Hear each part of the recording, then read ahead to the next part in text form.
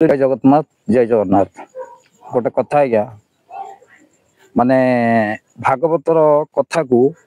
कि प्रकार कार्यकारी सब करुँच तीन प्रकार कार्यकारी कराऊँच जोटा कि अच्छी बुद्धि विवेक ज्ञान बड़े कि असाध्य महितले ज्ञानी लोक सी बुद्धि विवेक ज्ञान कौशल खर्च कर परमात्मा सहित कि प्रकार संजोग हे सी चलेबे विज्ञानतार बुद्धि विवेक ज्ञान खर्च कर सी आपंकर केमी आम कौ ग्रह जा कौन अच्छा देखिए सन्धान करेंगे अनुसंधान करेंगे चोरतार बुद्धि विवेक ज्ञान कौशल करमी भांग केमी पशु केमी लुटिव नेला किंतु कथा रहा कथाटा कौट रही भागवत से भागवत है मूल भागवत कथा नेले जेझा जेझा फायदे जेझा लगेले ये गोटे कथा आपण को आमर विशाखापाटन जन नना अच्छा ना उमान्ना सी काली मत फोन करी आम कथा हूँ प्राय समय कथा भितर आमर ये समाजर गतिविधि की लेकिन गोटे कथा कहले कहले देखु गोटे जगार गोटे छोट जगार पानी थाए कम पानी थाए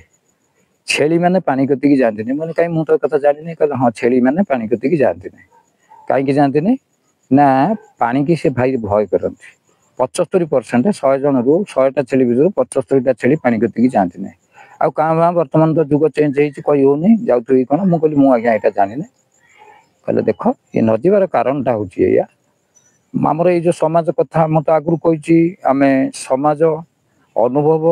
आउ शास्त्र तीन टाइम नहीं आमको माने विशेषकर आम कहे मु कहे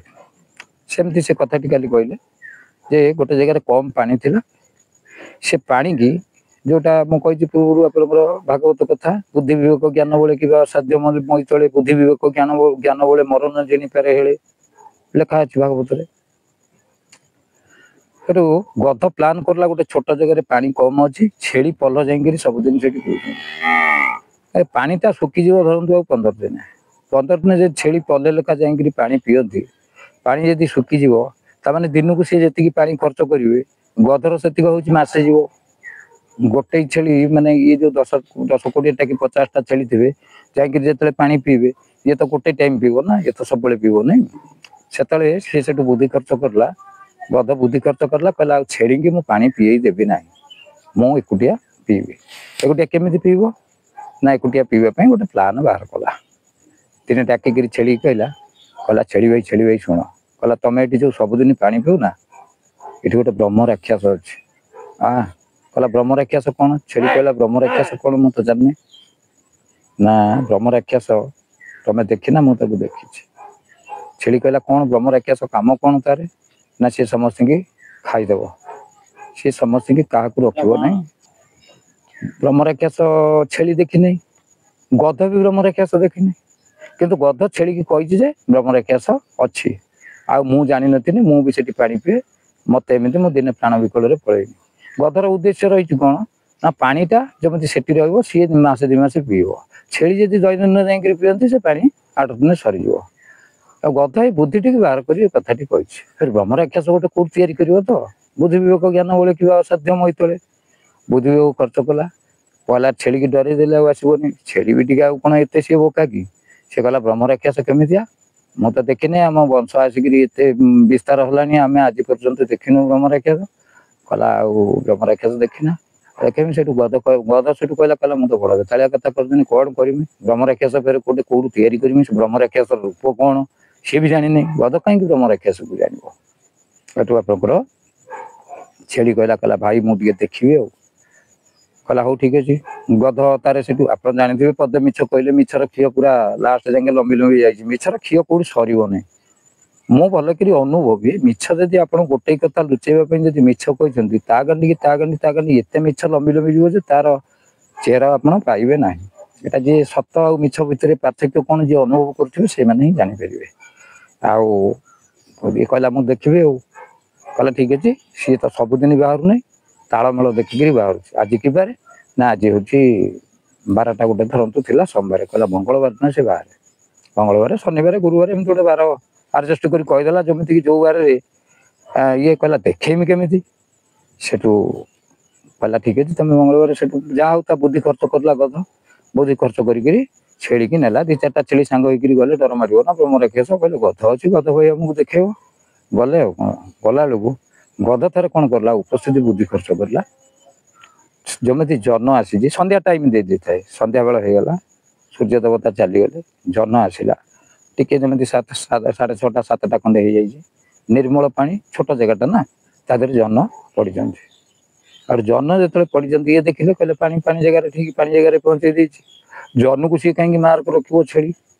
जदि जनटा को प्रथम देखीदवा होता ताले आउ असुविधा छेड़ी पड़ी न था माने जो माने ब्रह्म राक्षस तारी भीतर देखाई दिया गला ना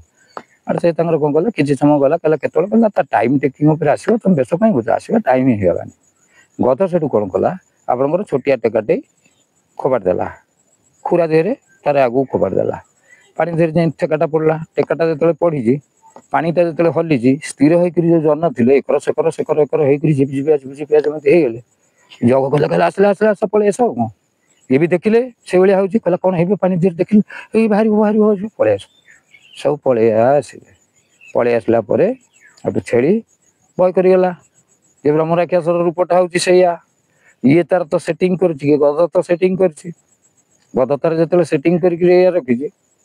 तेणु बाध्य होकर छेड़ियाड़े रहा गध तार फायदा मारिक पानी पीला तार मसे पीऊ 2 मास पीऊ 4 मास पीऊ जमी पीवा कथा तार कंटिन्यू पीला ये कथा कहबार मुख्य उद्देश्य हूँ आपणकर जे बुद्धि विवेक ज्ञान बेले कि सत्य मोहि तले बुद्धि विवेक ज्ञान बेले मरण जानीपारे हेले से दिन गोटे छेड़ी पानी की देखिले डरती नना कहवा कथा हुए तो मुझे जानी से निर्भुल कथा भी कही कारण से भूल कथा कहने मतलब काली आमर बाईटी करार अच्छी कथाटा टे पकेवा कथार अर्थ है आज्ञा या मुख्य कथा भगवान को कहीं देखी ना भगवान को देखईदेव अर्थात ब्रह्म राक्षस को देखईदेव जमी गध कहला ब्रह्म राक्षस देखईदेमी आए बुद्धि टी बाहर करी कौन करला आपणकर छेड़ी जो प्रकार कहवा कथा कहीकि नेला नहीं जमी देखा कथा आप तो शुणी सारे कथा लंबेबी छेड़ी से दिन हाला करदेला चारिया जे ब्रह्म राक्षसटा से जगह अच्छे कौटी से जो आपंकर छोट एरिया पानी एरिया अलग छेड़ी कहीं गले छेड़ी ठार भल मंद आउ जी शुणिले सी भी गले तेणु पानी गध तार मजा मारिक पीला वर्तमान समाज आमर जो साधु सन्थर जो प्रकार प्रतियोगिता ज्ञानी जो प्रकार प्रतियोगिता ये केवल प्रतियोगिता चली किंतु प्रतियोगिता हूँ जे गध भल कर जानी ब्रह्म राक्षस को सी देखी ना बुद्धि बाहर कर ब्रह्म राक्षस को जान तैयारी कला आविर्भाव करेला हाँ ये जन को जो आप पानी की पकईक दिल कर बाहर करेला छेड़ी तार आड़े हल्ला करदेला जे ब्रह्म राक्षस से अच्छी कहीं जाओना आउ को छेड़ी भी पानी पीवा गले ए कथार आम अर्थ कौन बुझा वर्तमान वर्तमान स्थिति जो प्रकार वर्तमान साधु सन्त कथा कहूँ मत कही साधु सन्त 6-5 जन 10 जन अच्छा वर्तमान साधु सन्त यही प्रकार बेपार भितर वर्तमान अच्छा केमिति ना आपणकर गध रूपक साधु हाबुड़ी गले छेड़ी रूपक शिष्य बा भक्त को कहीदेले ब्रह्म राक्षस देखईदेले छेड़ी रूपक शिष्य जाकि चारिआडे हाला करले से जगह ब्रह्म राक्षस अच्छे अर्थात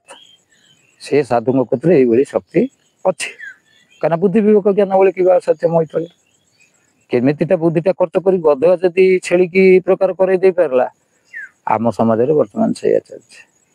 आपड़ जो मैंने अनुभवी होते जानी मु तो कही बहुत साधु संस्पर्श में मुझे बहुत साधु संस्पर्श एबे भी जो नुआ खबर पाऊँ से भी जावा भितर मुझे तो अनुभव कौन करा तो कहीपरि ना कहीं अनुभवटा मुझे कौन करमर भी गोटे धर्म अच्छी आम फिर गोटे स्वतंत्र धर्म भितर माने गुरु आज्ञा शिरोधार्य करछु जे कहार किसी लाभ न कलु ना कहार किसी क्षति करूँ ना आमको कई भल न कहतु बर कि खराब कहीं न कहतु यहाँ आमर लक्ष्य तापर किए पेट पाटना कौन करुच्ची सी जी जहाँटा करुच्ची सी गध भाया भल कर जापर से कौनटा करुच्ची ସମୟ ଆସିଥିବ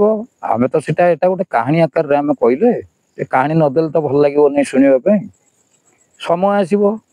ଗଧ ନିଜକୁ ନିଜେ ପଚାରିବ, ପଚାରୁ ବା ନ ପଚାରୁ ଗଧ ଠାରୁ ଆଉ ଟିକେ ଚାଲାଖିଆ ଯଦି ଶୃଗାଳ ଆସିଯିବ, ଶୃଗାଳ ଗଧକୁ ବି ହଳ ବୁଲେଇ ଦେବ। ତେଣୁ ସେଥିପାଇଁ ଆମେ ଯୋଉ ଗଧ ବୁଦ୍ଧି ବାହାର କରିକିରି ଛେଳି ଭଳି ଇଏ ଜୀବକୁ ମାନେ ପ୍ରଭାବିତ କରି ତା ଦ୍ୱାରା ପ୍ରଚାର ପ୍ରସାର ବଢ଼େଇବା ଏଇଗୁଡ଼ା ଠିକ ନୁହେଁ। ସେଇ ପ୍ରଚାରଟା ଛେଳିକି ନ କହିକିରି ଗଧ ଯଦି ପ୍ରଚାରଟା ଶିଆଳ ଦ୍ୱାରା କରେଇଥାନ୍ତା, ଶିଆଳ ହେଉଛି ଚାରି ଯୁଗରେ ଚାଲାକ, ସେ ଗଧ ଆଉ ମାନେ ଶିଆଳ ଆଉ ଗଧକୁ ଛାଡ଼ି ନଥାନ୍ତା। ସେ ସାଙ୍ଗେ ସାଙ୍ଗେ ସରଜମିନି ତଦନ୍ତ କରିକିରି ସେ ଆଉ ଟିକେ ସ୍ଥିର କଲା ର ମୁଁ ଏତେ କାହିଁକି ବ୍ୟସ୍ତ ହଉଛ। ତେଣୁ ଯାହା ହେଲେ ଏ ବୁଦ୍ଧି ଯିଏ କରନ୍ତୁ ନା କାହିଁ, ଯିଏ କରନ୍ତୁ ନା କାହିଁ, କିନ୍ତୁ ଦିନେ ନା ଦିନେ ସେ ଶୃଗାଳ ହାବୁଡ଼ରେ ପଡ଼ିବେ। ଆଉ ଶୃଗାଳ ହାବୁଡ଼ରେ ପଡ଼ିଲେ ଇଏ ଗଧ ବୁଦ୍ଧି ରହିବ ନାହିଁ। କାହିଁକି ରହିବନି ନା ଶୃଗାଳ ଜାଣିଛି। ଶୃଗାଳ ଅବଶ୍ୟ ଗଧ ଠାରୁ ଛୋଟ, ସବୁ ଜୀବ ଠାରୁ ଜଙ୍ଗଲ ମାନେ ଜଙ୍ଗଲରେ ଯୋଉ ବଡ଼ ବଡ଼ ଜୀବ ଅଛନ୍ତି ତାଙ୍କ ଠାରୁ ଛୋଟ, ହେଲେ ତା ଦିମାଗଟା ହେଉଛି ସେଇଭଳିଆ। ଯଦି ଶିଆଳ ସେ ଜାଗା ଉପରେ ଥାନ୍ତା ଗଧ ଏ କାମ କରିପାରିନଥାନ୍ତା। ଆଉ ଶିଆଳକୁ ଦେଖିଲେ ଆଡ଼େ ବି ଛେଳି ଡରି ପଳେଇବ। ଆଚ୍ଛା ଛେଳି ଡରି ପଳେଇବ ଯଦି ତାହେଲେ ସେ ଛେଳିକି ଦେଖେଇବାକୁ କହିଥିଲା ଗଧ, ସେ ଶିଆଳକୁ ଦେଖେଇବାକୁ କହିନି। ବର୍ତ୍ତମାନର ସ୍ଥିତି ଶିଆଳକୁ ଦେଖେଇବାକୁ ରାଜି ନାହାନ୍ତି, ଛେଳିକି ଦେଖେଇ ଦେଲେ ଛେଳି ହାଉଲିଂ କରିବ। ଯେମିତି ଆପଣଙ୍କର ବୁଦ୍ଧି ବୁଝିବାର କ୍ଷମତା ଥାଉ ବା ନଥାଉ। ଆମର ଧରନ୍ତୁ ଘରେ ଆମର ଭୋଟ ଦେବା ପାଇଁ କଥା ହବ, ଆମର ଯୋଉ ଦଳକୁ ସପୋର୍ଟ ଆମେ କରିବା ଆମ ଘରେ ସମସ୍ତଙ୍କୁ କହିଦେବୁ ଯେ ତମେ ସେଥିରେ ବାଡ଼େଇ ଦେବ। ମୁଁ ସିନା ଯିଏ ନିର୍ବାଚିତ ହେବେ ତାଙ୍କ ବାବଦରେ ତାଙ୍କ ଜ୍ଞାନ ଗାରିମା କୌଶଳ ସେ କ'ଣ କରିପାରିବେ ନ କରିପାରିବେ ମୁଁ ସିନା ଜାଣିଛି, ମୋ ସ୍ତ୍ରୀ ଜାଣିଛି, ନା ମୋ ମା ଜାଣିଛି, ନା ମୋ ଭଉଣୀ ଜାଣିଛି, ନା ମୋ ପୁଅ ଜାଣିଛି, ସେମାନେ ଜାଣିନାହାନ୍ତି। ତେଣୁ ମୁରବୀ ହିସାବରେ ମୁଁ ଯୋଉଟା କହିଦେବି ତମେ ଏଇ ଦଳରେ ଭୋଟ ଦେଇଦିଅ, ଦେଇଦେଲେ। ତେଣୁ ବର୍ତ୍ତମାନ ଏ ଛେଳି ରୂପକ ଭୋଟର ଯେମିତି ଆମର ମୋ ମା ଭଉଣୀ କିଛି ଜାଣିନାହାନ୍ତି ନା, ମା ଭଉଣୀ ବାପା ମା ଏମାନେ କିଛି ଜାଣିନାହାନ୍ତି କେଉଁ କ୍ୟାଣ୍ଡିଡେଟ୍ କ'ଣ କେଉଁ ଦଳ କ'ଣ, ମୁଁ କହିଦେଲି ସେ ଦେଇଦେଲେ। ସେଇଭଳି ଏଇ ଯେଉଁ ଛେଳି ରୂପକ ଦଳ ଭୋଟ ଦେଇକରି ଚାରିଆଡ଼େ ରାଷ୍ଟ୍ର କରିଦେଲେ କ'ଣ ନା ସେଇ ଜାଗାରେ କିଏ ଅଛି, ବ୍ରହ୍ମରାକ୍ଷସ ଅଛି, ଗଧ ଦେଖେଇ ଦେଇଛି ତ। ତେଣୁ ଜ୍ଞାନୀ ଲୋକ ଯେତେବେଳେ ଜାଣିବ ଏଇଟା ଗଧ ଦେଖେଇ ଦେଇଛି, ଛେଳିକି ଫେର ଦେଖେଇଛି, ଛେଳିର ଦାମ କ'ଣ ଗଧର ଦାମ କ'ଣ ସିଏ ସେ କଥା ଜ୍ଞାନୀ ଲୋକ ଭଲ କରି ଜାଣିଛି। ଜାଣିଲେ ବି ସେ କହିବନି। କାହିଁକି କହିବନି ନା ନା ଧର୍ମ ଶାସ୍ତ୍ର କହୁଛି କାହାର ଲାଭ ନ କଲ ନାହିଁ କାହାର କ୍ଷତି କର ନା। ତମକୁ କିଏ ପ୍ରଶଂସା ନ କରନ୍ତୁ ନିନ୍ଦା କେହି କରନ୍ତୁ ନାହିଁ। ତେଣୁ ବର୍ତ୍ତମାନ ସମସ୍ତେ ଟିକେ ସଚେତନ ହେଇଗଲେ ଭଲ ହବ। ଯେମିତି ଆପଣଙ୍କର ଗଧ ବୁଦ୍ଧି ବାହାର କରିକିରି ଛେଳି ରୂପକ ପ୍ରଚାର କରେଇବା, ଏଇ ଜିନିଷଟା କରେଇବାଟା କିଛି ନହେଲେ ଗଧ ତ ଜାଣିଛି ଆଉ କିଏ ଜାଣିଛି ନା ଜାଣେ। ହଉ ଠିକ୍ ଅଛି ଆଜ୍ଞା, ଜୟ ଜଗନ୍ନାଥ।